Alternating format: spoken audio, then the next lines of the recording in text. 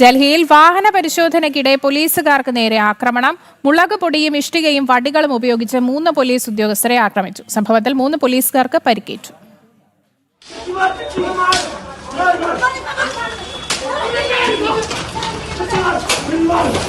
ഡൽഹിയിലെ ഭൽസ്വാ diary police station പരിധിയിൽ പട്രോളിംഗിനിടെയാണ് പോലീസുകാർക്ക് നേരെ ആക്രമണമുണ്ടായത്.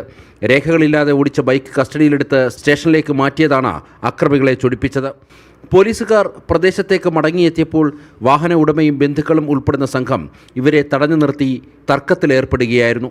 തർക്കത്തിനിടെ അപ്രതീക്ഷിതമായി പോലീസുകാരുടെ കണ്ണിലേക്ക് മുളകുപൊടി എറിഞ്ഞ ശേഷം വടികളും കല്ലുകളും ഉപയോഗിച്ച് അക്രമികൾ മർദ്ദിക്കുകയായിരുന്നു.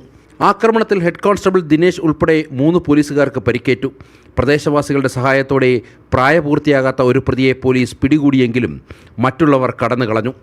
സംഭവത്തിലെ മുഖ്യപ്രതി സുനിൽ എന്ന പങ്കജ് ഒന്നിലധികം ക്രിമിനൽ കേസുകളിൽ പ്രതിയാണെന്ന് പോലീസ് വ്യക്തമാക്കി.